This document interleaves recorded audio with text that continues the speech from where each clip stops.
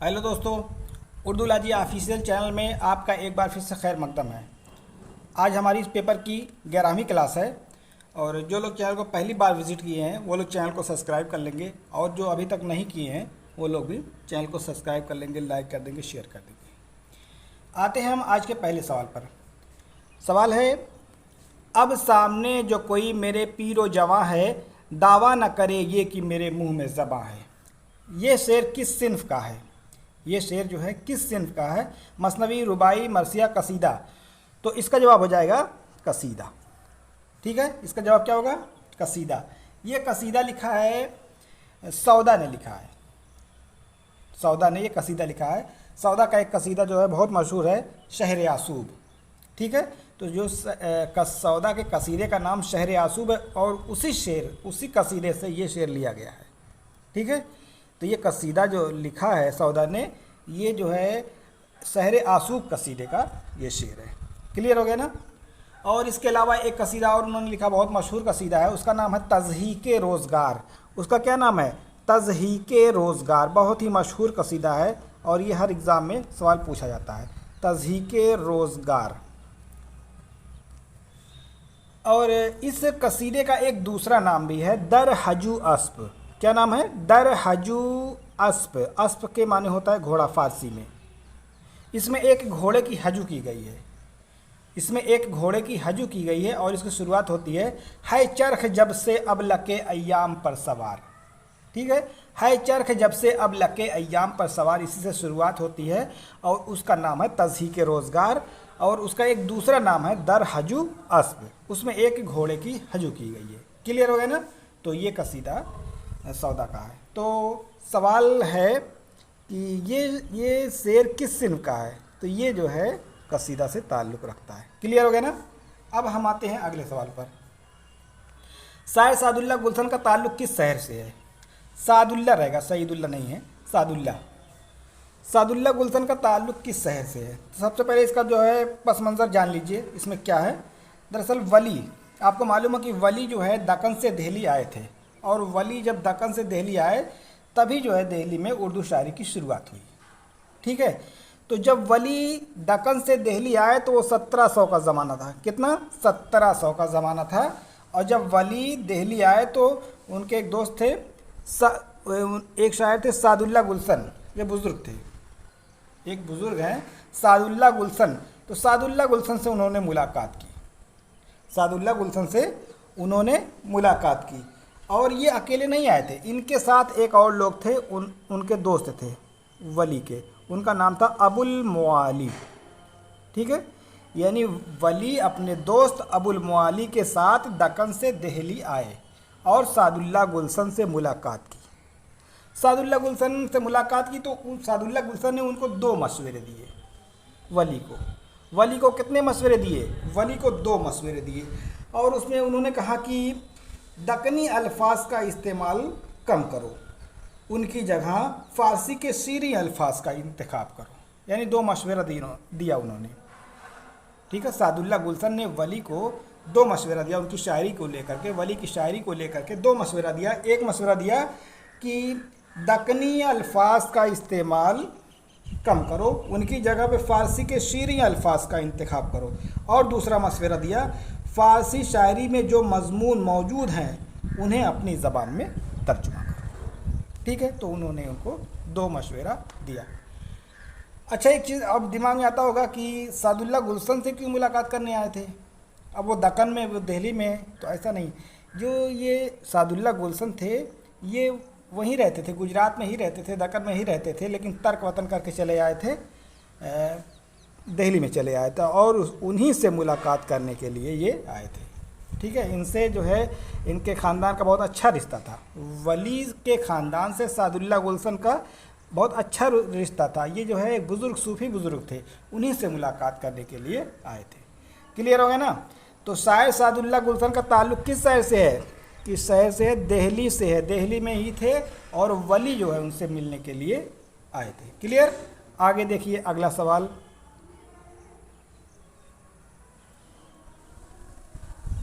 तरक्की पसंद मुसन्निफ़ीन की बुनियाद 1935 में कहाँ डाली गई थी? 1935 पूछा, 36 नहीं है। देखिए 1935 में, जब 1935 में तरक्की पसंद जो मुसन्निफ़ीन की बुनियाद जो पड़ी थी वो लंदन में पड़ी थी। सबसे पहले वहीं सज्जाद ज़हीर, मलिक राज आनंद, दीन मोहम्मद तासिर, ठीक है, सज्जाद ज़हीर, ये सारे लोग थे वहाँ पे। डॉक्टर ज्योति घोष, यश सिन्हा, प्रमोद सेन गुप्ता, ये सारे जो नाम हैं, ये जो है ये लोग सबसे पहले जो इनकी शुरुआत की थी वो लंदन में की थी। लंदन में एक होटल था नानकिंग रेस्तोरां, नानकिंग रेस्तोरां था, वहाँ पे 1935 में एक मीटिंग की गई तरक्की पसंद मुसन्निफ़ीन की, ठीक है। बाद में जब ये हिंदुस्तान में आया और वहाँ लखनऊ में सबसे पहले इसकी कुल हिंद कॉन्फ्रेंस हुई थी, लेकिन 1936 में हुई थी लखनऊ में। लखनऊ में कब हुई थी? 1936 में, जिसकी सदारत प्रेमचंद ने की थी। लेकिन लखनऊ से पहले लंदन में हो चुकी थी। लंदन में 1935 में नानकिंग रेस्टोरेंट में एक तरक्की पसंद मुसन्निफ़ीन की कॉन्फ्रेंस हुई थी, ठीक है। उसकी सदारत जो है किसने की थी? मुल्क राज आनंद ने की थी। उसकी भी सदारत जो वहाँ हुई थी लंदन में, उसकी सदारत जो की थी मुल्क राज आनंद ने की थी, ठीक है। सज्जाद ज़हीर थे, दीन मोहम्मद तासिर थे, के एस सिन्हा थे, ठीक है, ये सारे लोग उसमें शामिल थे। तो इसका जवाब क्या हो जाएगा? लंदन। क्लियर हो गया ना? चलिए आगे देखिए अगला सवाल। पंडित दयाशंकर नसीम ने शायरी की किस सिन्फ में शोहरत पाई? पंडित दयाशंकर नसीम, इन्होंने एक मसनवी लिखी थी गुलजार नसीम, जिसमें लखनऊ की माशरत को पेश किया गया है, ठीक, लखनऊ की माशरत को पेश किया गया है। और गुलजार नसीम जिसमें ताजुल मलूक, ज़ैरुल मलूक, गुल बकावली, दिलबर विस्वा, ये सारे किरदार जो हैं, फ़र्रुख, ठीक, ये सारे जो किरदार हैं इसी मसनवी में आए हैं, दयाशंकर नसीम की मसनवी गुलजार नसीम में, ठीक है। तो इसके बारे में कई बार बात हो चुकी है। हम बढ़ते हैं आगे अगले सवाल पर। उर्दू का बर्नार्ड शाह, उर्दू का बर्नार्ड शाह किसे कहा जाता है? बर्नार्ड शाह कहा जाता है हाली को। क्यों कहा जाता है हाली को? हाली को इसलिए कहा जाता है कि जिससे बर्नार्ड शाह ने क्लासिकी तनकीद की बुनियाद डाली थी वहाँ पे, ठीक है। ये अंग्रेज़ है और उसने जो है बर्नार्ड शाह ने क्लासिकी तनकीद की बुनियाद डाली थी। उसी तरीके से जो है हाली ने यहाँ पे उर्दू में नई तनकीद की बुनियाद डाली। पहला तनकीद निगार कौन है? हाली तो ही है, मुकदमा शेर व शायरी लिखी, तो उस मुनासिबत से तनकीद, वो ये भी तनकीद निगार है पहला, हाली भी पहले तनकीद निगार, इस मुनासिबत से हाली को उर्दू का बर्नार्ड शाह कहा जाता है। क्लियर हो गया ना? आगे अगला सवाल। रिसाला तहज़ीबुल अखलाक के एडिटर कौन थे? तहज़ीबुल अखलाक के एडिटर कौन हैं, कौन थे पूछा, तो ये सर सैयद अहमद खान। सर सैयद अहमद खान ने 1870 में 24 दिसंबर 1870 में एक रिसाला जारी किया था तहज़ीबुल अखलाक के नाम से। हालांकि जारी किया था बनारस में, बाद में ये अलीगढ़ से जारी हो रहा है और अभी भी जारी हो रहा है। और इसके मौजूदा मुदीर सऊद आलम हैं। कौन है? सऊद आलम। मौजूदा में सऊद आलम, नाम याद रख लीजिएगा, मौजूदा मुदीर सऊद आलम। समझ में आ गया ना? चलिए आगे देखिए अगला सवाल। फ़ारसी के मशहूर नाविल हुमा खानम का उर्दू में तर्जुमा किसने किया था? उर्दू में तर्जुमा किया था सज्जाद हैदर यल्दरम। इन्होंने तुर्की अफसानों का बहुत तर्जुमा किया है। रूमानी अफसाने का बानी कहा जाता है। अलीगढ़ का पहला रजिस्ट्रार कहा जाता है। इनकी बेटी जो थी उनका नाम था कुरतुलैन हैदर, ठीक है। तो इन्होंने ही जो है हुमा खानम, जो एक नावल बहुत मशहूर नावल है, उसका उन्होंने उर्दू तर्जुमा किया था। कौन तर्जुमा? उर्दू। क्लियर हो गया ना? चलिए आगे आते हैं अगले सवाल पर।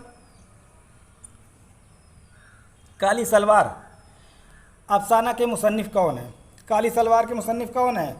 इसमें से ऑप्शन के एतबार से हो जाएगा सादत हसन मंटू। काली सलवार, ठंडा गोश्त, बू, ये सब जो इनके अफसाने हैं, इस पर जो है फुहाशी का इल्ज़ाम लगा और मुकदमा चला, ठीक है। तो काली सलवार। क्लियर हो गया ना? काली सलवार किसका अफसाना है? ये है सादत हसन मंटू। आगे बढ़ते हैं अगले सवाल पर। गज़ल एक नीम वहसी सिंफ सुखन है, ये किसका कौल है? गज़ल नीम वहसी कलीमुद्दीन अहमद ने कहा था। गज़ल को नीम वहसी किसने कहा? कलीमुद्दीन अहमद ने कहा। समझ आ गया ना?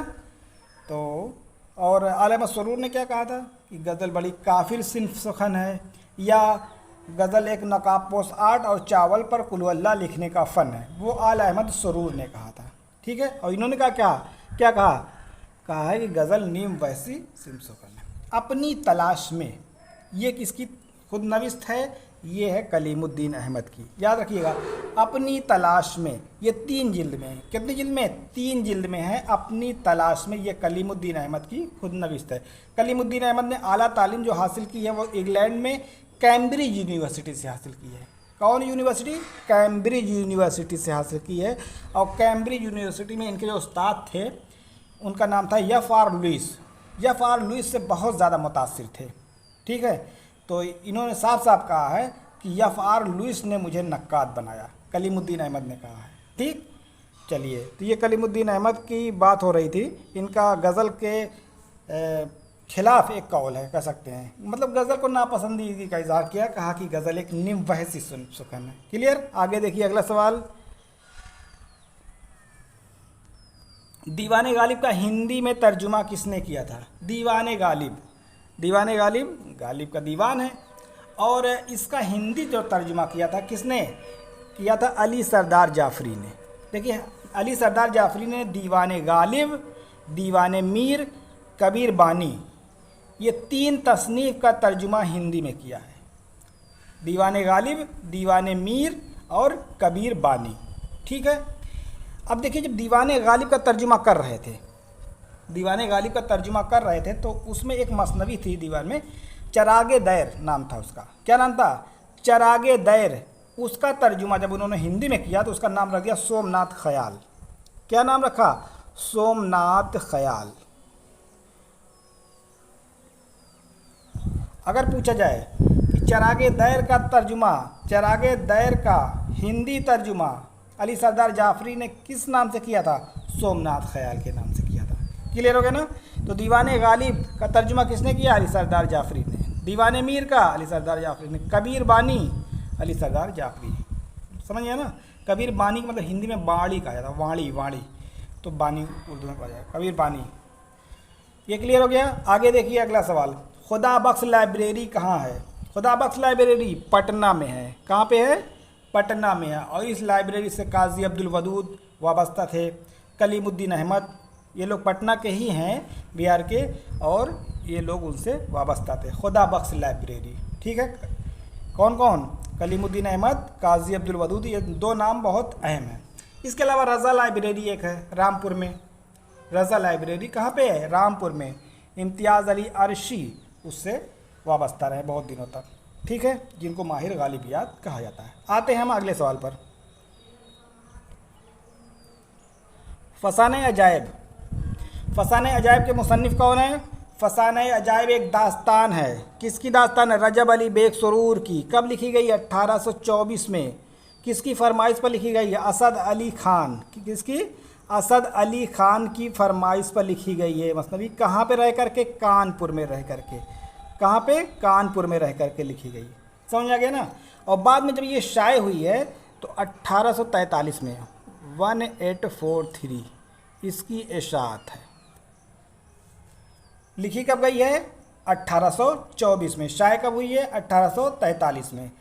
और फसाने अजायब को किसने मुरत्तब किया था? फसाने अजायब को मुरत्तब किया है रशीद हसन खान ने। किसने? रशीद हसन खान।